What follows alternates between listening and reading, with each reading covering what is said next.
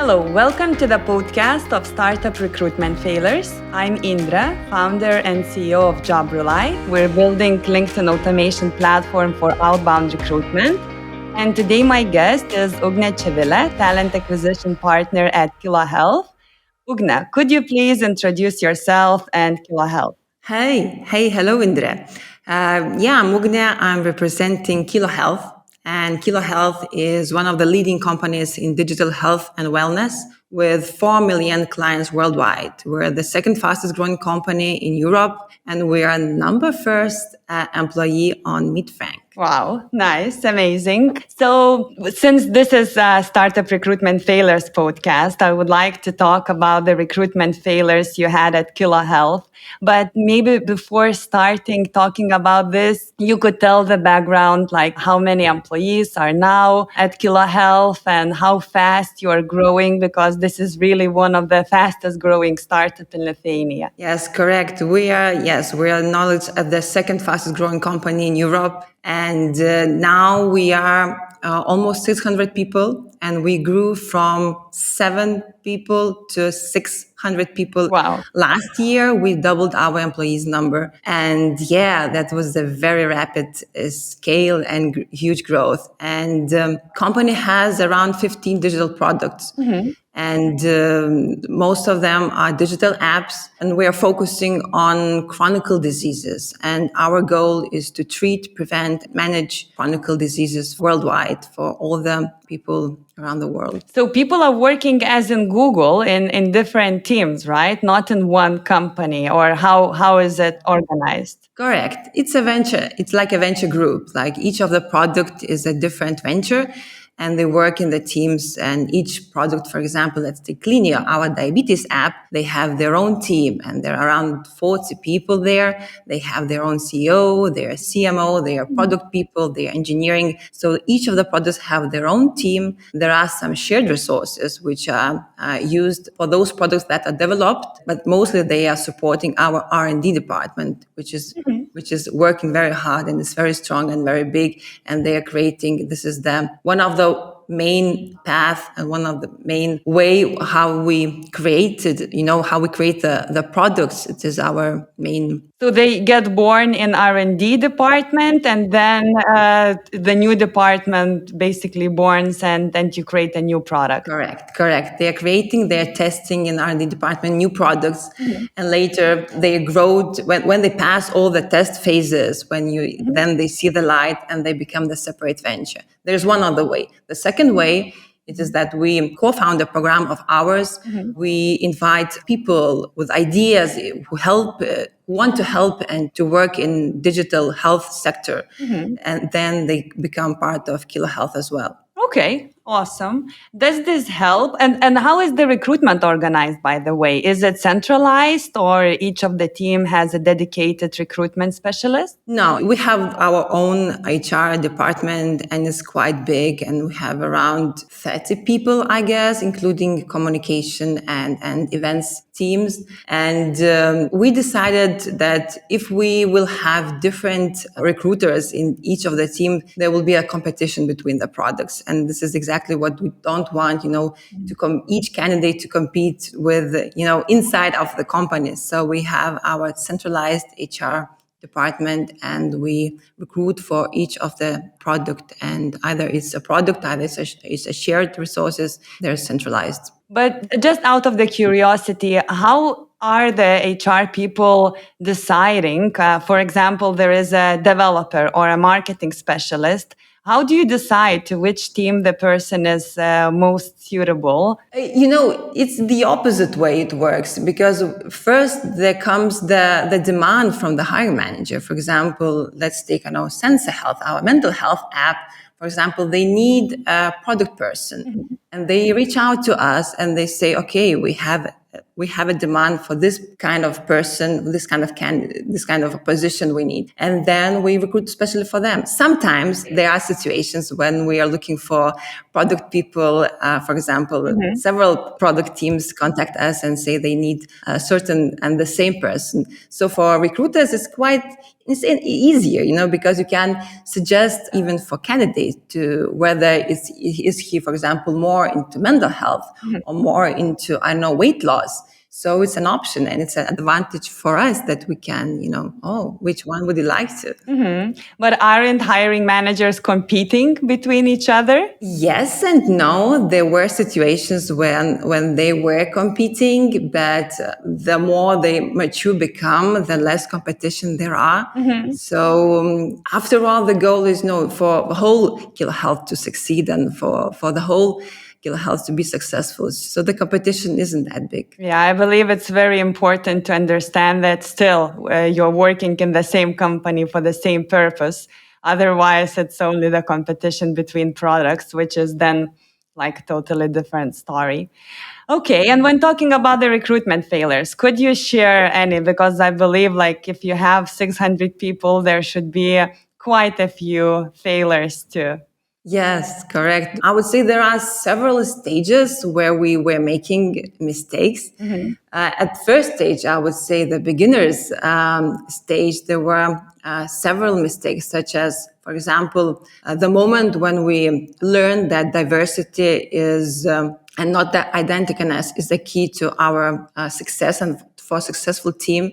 Because when we started and with those 7 people, of course, we wanted to duplicate, copy paste each of that 7, to be totally the same person and profile for hiring and to expanding the team. But it was quite a long journey to learn that and to understand. But now we are a very colorful squad. Some of us are extroverts, some of us are introverts, some of us are party animals, some are homebodies. So age, sex orientation, marital status doesn't matter at all. So now we're totally diverse and we see a huge advantage of that diversification. Yeah, so this was kind of the very beginning lesson that we have learned. The second, from the same phase, beginner stage, I would say that it was a very funny story when we understood that, that we have, reached the limit of our local Lithuanian market. And what shall we do? Let's go global. We know we need to go global. And it was like we went global, like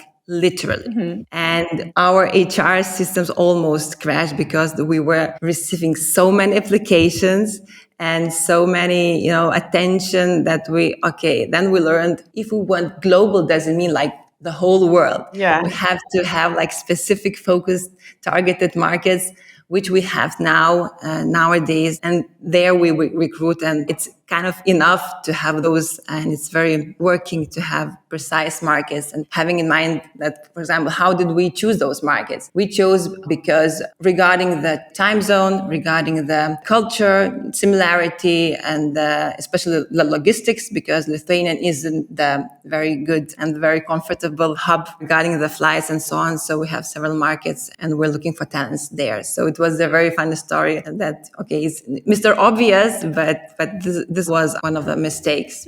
So what other countries you are looking for talents at? Mostly we're focusing on Berlin, and probably there's no need to explain why, because it's a hub of startups, and we're looking for experienced people working and who are used to startup vibes and speed and pace and so on and so forth. So Germany is one of those markets. There is Netherlands, Amsterdam, and all Nordics. So we focus mostly there. And currently, out of 600 people, how many are in Lithuania, and what is the percentage outside? I'm not sure I'm able to share the precise number, but we have employees from 18 different countries. So it's it's quite international. Okay, very. Most of them definitely they work remote, and each of the team, is mixed from different nationalities.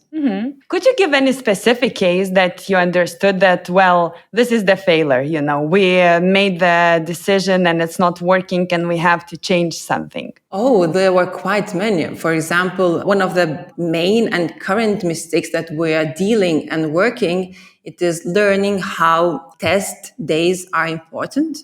And, having in mind what kind of pace are we living in. And sometimes we just want, to recruitment process to finish as soon as possible and we need that position to be filled as soon as possible. So sometimes there is a huge desire and temptation to skip that part to announce the candidate. Okay, but nice that you have passed, for example, 3 interviews, but now there will be a task or something. Sometimes we skip, for example, that part, and quite often we regret after that. Yeah. So we found very, very important that test days, not only for tech people, but also for all other positions. Either it's a test day, either it is, homework, either it is a task given. So we found it very, very important. And sometimes, our record breaking story was when we had a candidate and he was and he passed 7 interviews and we were still not sure either is a fit for us or not. And then we came with a brilliant idea that why don't we give them, a test day or a task? Yeah. And then we provided them a task, and after we got the feedback and the result of this assignment, yeah, it was quite a clear learning that it's not our guy or girl. I can't remember which one was. So yeah, I would say that the test day is almost each time we skip it, we regret it. Yeah, I know this feeling. Actually, we had 2 hires. One was salesperson, another one was a developer. And in our case, we didn't ask for references. One was because first for the head of sales, we totally forgot. We were so excited that the person is joining our team. And me, I used to be a recruiter myself. I forgot about the simple thing to check the references. And there was a huge regret afterwards. And the other person was like, I was scared because once I had a situation that I asked for the references, and the previous hiring manager got to know that that person is open for the new challenges and went after that person. And then the candidates told us, no, I'm not joining because my previous employer asked me to come back. And yeah, so but still it's so important, not to be afraid, but to go according all that steps required to be 100% sure. But still, is it possible to be 100% sure? What do you think? I think it's impossible. That's why we have, that 3 months that we can decide. And because every time I meet a candidate and all the recruiters meet the candidates, we all emphasize the mutual fit, that the fit should be, from both sides. And that probation period is not only for us to check if we didn't make any hiring mistakes. Right. It is from the candidate's perspective as well. And regarding those references, that's why one of the reasons why we focus more on testing instead of referral check. But we have like a little bit different story regarding the referrals, because we have a very strong culture and it's very important cultural check in the recruitment process. And there was a situation, for example, when we received highly recommended person and he said, oh, he's so senior, he's perfect, he's working so good. Okay, if people say, we believe. Yeah. And then we hired them. Okay. And it was one of our mistakes as well. So sometimes the references can be, based on personal sympathy, not on professional. So sometimes you can make mistake there as well. Yeah, totally correct. I actually had one HR manager and she asked for the references about the candidate and they were terrible. But she was like, well, maybe the environment was wrong, and in our environment, maybe that person could succeed. And they succeeded very much. So references is not like something golden you have to take by heart and that's it, So it's very important to find out, is it really matching to your culture or not? But could you give out of your hiring experience an example when you hired, when you were almost 100% sure that the person is very much suitable to the team you're hiring for? And after a few months, you understood that it was a mistake. Yes, actually, I can. And it was much faster than several months. Okay. I'm mostly working with C-level recruitment, and we have like a procedure. Then there are several interviews, online interviews, because most job ads are global, global, not the whole world, but just still global. Yeah. And most of my candidates are foreigners and from abroad. So we have interviews with several people, hiring managers and board members and so on and so forth. And we say, okay, this sounds like a good fit. But we have a tradition, and we invite the candidate from wherever he is in the world to come to Lithuania, come to Vilnius, to our headquarters, and meet us and hiring managers in person.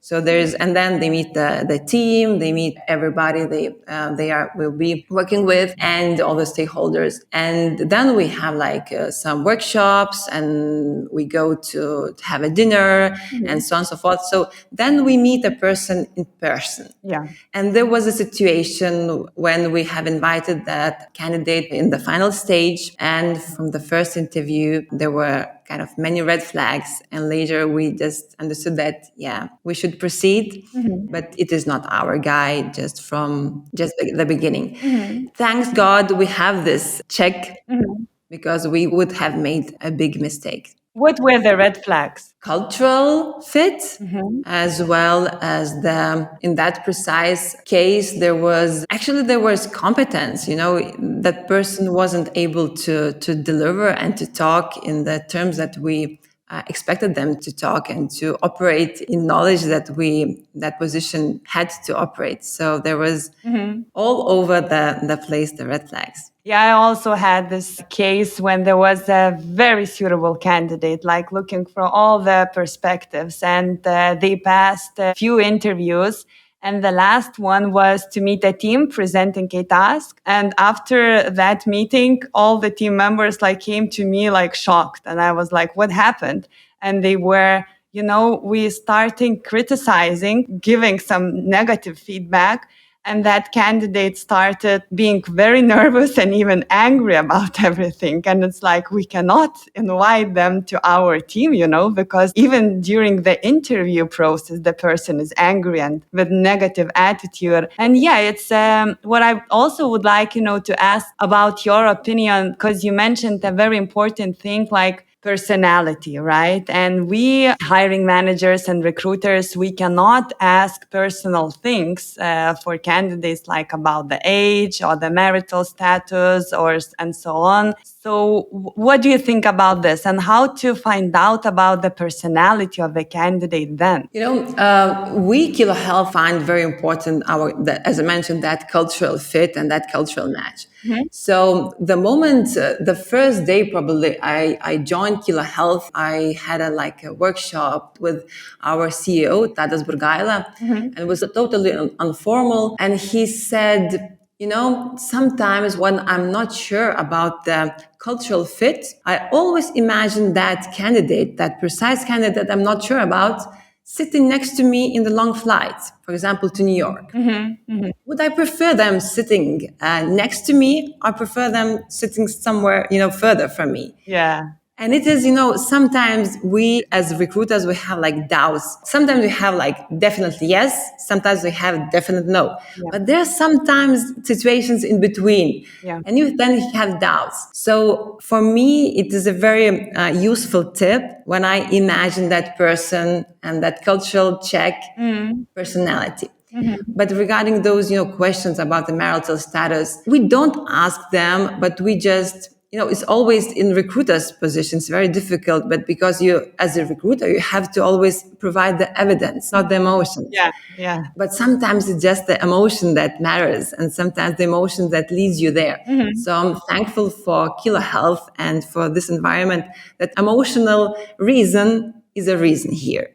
So if you don't feel it, and the second person doesn't feel it, so it's a no. Yeah. Yeah. But it doesn't matter the marital status and everything, and the age and the nationality. What we look for, it is the person, core values that we're looking for. It is the ownership, it's freedom and creativity. Those are the three main things that we look in our candidates. Right. And it's not related to age or to marital status or something else. No. That's correct. Okay, great. So thank you, Ugne, so much for sharing your stories and about the Aquila health culture and how to select the perfect candidate out of the cultural aspect. Thank you. Thank you, Indra, for having me. And thank you for all the listeners. For more podcasts, please visit jobrely.com.